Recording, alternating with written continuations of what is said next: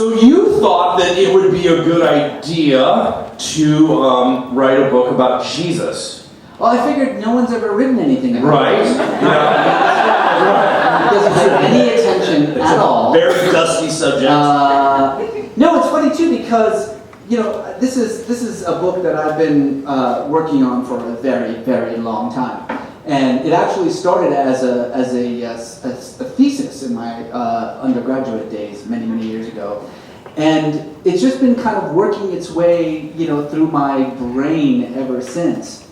But I think that part of the reason why people have liked it or been drawn to it in a way is because it creates, I think, a Jesus that is both familiar and new for a lot of people, and particularly Christians. I mean, I don't know. Listen, I don't know what the media perception is out there that somehow Christians don't like this book. Christians have been overwhelmingly positive about this book. I get like a dozen emails a day from Christians telling me that that the book has empowered their faith. They disagree with some of the conclusions. I think we all do. Yeah. And obviously, they think that this person that I'm describing is also God.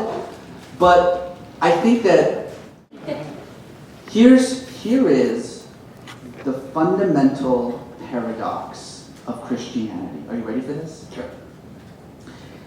It's almost impossible to grasp what it means to think of Jesus as both fully God and fully man.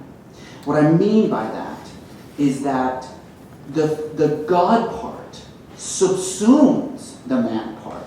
No matter how hard you try, as a devout Christian, and I used to be one, so I know what I'm talking about, no matter how hard you try, you can't think of Jesus as just a man. Because there's always this kind of safety net. When you try to think about the suffering that he went through, the temptations that he experienced, the powers that he confronted, no matter how hard you try to think of him as just a man going through that, there's always this thing that it's like, but he's also God. So we call that the Clark Kent syndrome, right? At any point he could have unzipped the man suit, right? Yeah, you're never worried about Clark. Yeah. You're never worried about Clark.